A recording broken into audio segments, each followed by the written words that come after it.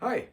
I'm going to be reviewing an older album today that I got, I believe, at Zia in the used section. It's Metal M.C. Born to Party.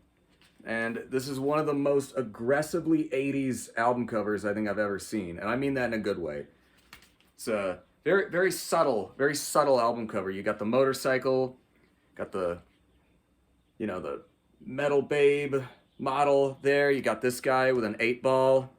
It's got an 8 ball there, very subtle, very 80s subtlety there. And this album is kind of a fusion of like 80s hair metal and 80s hip hop. And that's a very weird combination. And again, I bought this just for the album cover, thinking, oh, this will be hilarious. And it is. It's not unlistenable, though. It is not that. I mean, I gotta be honest, it's not good, but it's worth a listen. Um, Not gonna lie, like Sink or Swim, the second track on here is unironically kind of cool.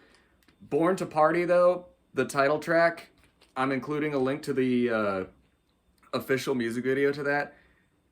It goes on for so long, way longer than I thought it would. Um, and then let's see. One thing that I noticed right away that was very strange is that for an album that's combining metal and hip hop, two very bass heavy genres, look, look, no bass guitar. There is no credited bass guitarist on there. What the fuck? What's up with that? No respect for bass players, as usual. Anyway, another thing that's kind of funny. Um, can you not imagine like Oliver Tree dressing like this for a video in present day, especially this guy and this guy? Come on, like you could totally see Oliver Tree doing that for a video, right? Anyway, um best track on here is probably Sink or Swim. Worst track on here has got to be either the song Girlfriends, which is like it's like the most 80s bro, like chicks just don't get it, man. It's like that kind of attitude personified. That's pretty cringe. And then I gotta say, the worst cover of Johnny Be Good I think I've ever heard. I almost checked out during that. But, Born to Party, that would not be a very Born to Party thing to do, to tap out halfway through side B. And then, I gotta say, honestly, Volatile Mix, not bad. Not terrible. But I will say this album came out in 1988 on Syntheside Records, which was, I think, a subsidiary of Enigma Records. And it really is, it's a snapshot of a very weird time period in 80s music culture. So like this came out a few years before I was born in 91, which is obviously like when grunge took off and alternative and hip hop, specifically like underground hip hop, alternative hip hop, gangster rap were just starting to ramp up at the same time. And I guess how this came to be was this is what record labels thought the kids were into. It has a very "how do you do, fellow kids" kind of vibe to it, just all around. Um, and then I love this, the t-shirts and shit. The merch plug on the back of the liner notes.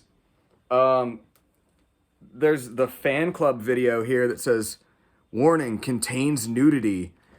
If anybody has a copy of that VHS tape, please send it to me. Or better yet, send it to Red Letter Media. I would, it would be so great to see the Metal MC fan club video, "Warning, contains nudity," show up on like, I don't know, Wheel of the Worst or something. That would be really funny. But anyway, another weird and interesting thing, because this is right in between like where hair metal started to decline and alternative and underground hip hop were just starting to to gain more popularity. Basically, if I had to sum up what this album sounds like, this is what people who hate the Beastie Boys think the Beastie Boys sound like. And in fact, I think, as much as I think Sink or Swim is not a terrible track for this album, I think there's a Beastie Boys diss in that song. And you just gotta laugh at that, like, come on. Come on. That's sheer cluelessness on display there. But totally unrelated to this album, this is an example of what a weird time period this was. On here, on the back of the sleeve, you have ads for other records from this distributor. And it blows my mind that Stryper and Agent Orange, The Pogues, and Death Angel were on the same label at one point. Like, that's just bizarre for all the bands involved. And there's also, they sold the soundtracks here for Big Trouble in Little China and From Beyond, both cult classics. I don't know if you can see that there, but yeah. Anyway, very strange, kind of bad, but still enjoyable album. And I think next review, I'm going to review another new album. An album that I have high hopes is going to be really good. And yeah, any suggestions for what to review next? Leave a comment. And if you have a copy of the Metal MC fan club video, please send me a copy. I actually want to, I'm curious. I love weird shit from the 80s. Anyway, hope y'all doing well out there. See ya.